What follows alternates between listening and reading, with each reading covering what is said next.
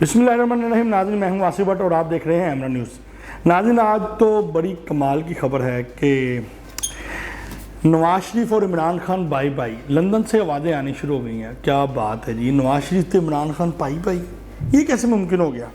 جی بالکل, سیاسی جماعتوں کا جو گلدستہ ہے وہ بکھرنے کا ٹائم آ گیا ہے.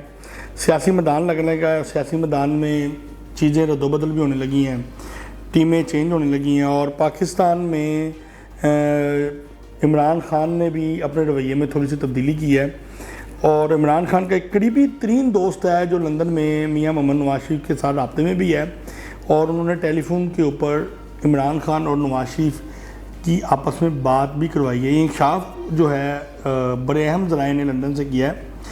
اور پاکستان میں اب نواز شریف اور عمران خان کیسے ساتھ چلیں گے, کیسے یہ ممکن ہوگا؟ اتنے بڑے الزامات, قتل کے حملوں کے الزامات, فلانی چیزیں, کرپشن, یہ وہ. تو جناب جو پاکستان میں سیاسی فضا ہے جو نفرت اور گالی گلوچ سے بڑی پڑی ہوئی ہے, اس کے لیے ایک فضا قائم کی جائے گی. ایک نیا مساق جمہوریت کی تیاری کی جا رہی ہے. مساق جمہوریت اس دفعہ پیپل پارٹی اور نون لیگ میں نہیں, پاکستان تحریک انصاف اور مسلم لیگ نون میں ہونے جا رہا ہے.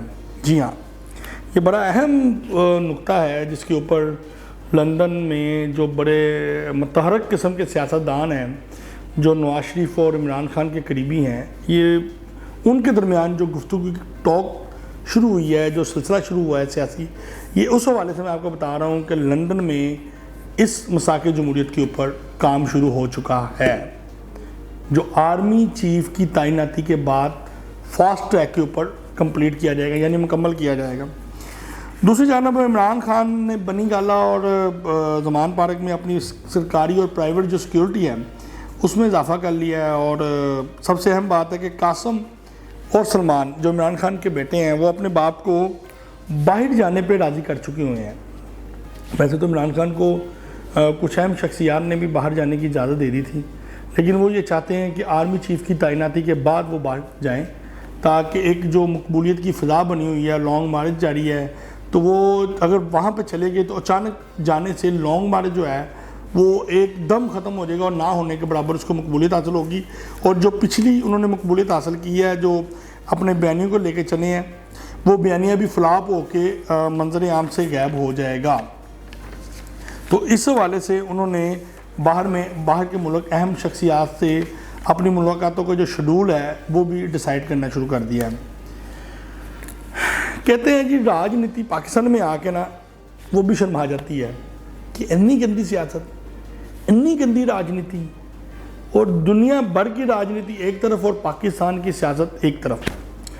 لانگ مارچ کا آغاز اور مسلم کاف کے جو وزیر اعلیٰ پنجاب ہیں چودھری پریلئی, وہ منظر عام سے غائب ہیں اور خاموشی اختیار کی ہوئی ہے, جو مختلف سیاسی جماعتوں کے ساتھ ساتھ عوام کو بھی ہضم نہیں ہو پا رہی کہ پریلئی صاحب کیوں خاموش نے. چودھری پریلئی صاحب بڑے متحرک اور بڑے مچور سیاستدان نے, اور عمران خان جہاں ہون تک سیاسی فائدہ ہو رہا ہے چودھری پریلئی دی وجہ ہو رہا ہے. عمران خان دے کول انی سیاسی بصیرت نہیں گی کہ وہ اس طرح دے بڑے اقدام کر سکے جو چودھری پریلئی صاحب کر سکتے ہیں.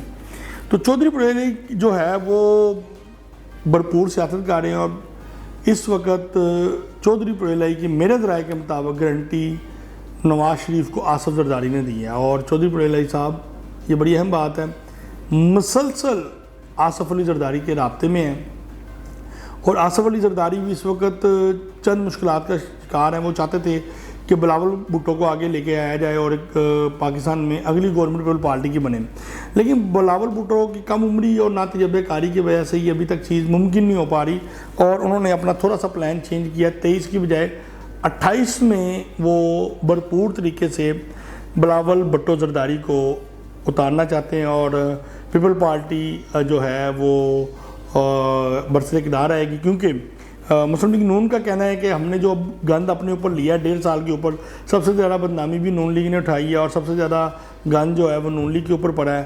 تو اس لیے ہم یہ چاہتے ہیں کہ جی اگلا جو 5 سال ہیں وہ ہم کمپلیٹ کر کے جو مسلم لیگ نون کا گند ہے اس کو صاف کیا جا سکے. دیکھتے ہیں یہ کتنی اس میں صداقت ہے اور کس طریقے سے یہ باتیں جو ہیں وہ درست ثابت ہوتی ہیں. اور دوسری جانب ناظرین, جو دوبارہ شروع ہونے والا لانگ مارچ ہے نا, اس کی وہ فضا نہیں بن سکی جو بننی چاہیے تھی.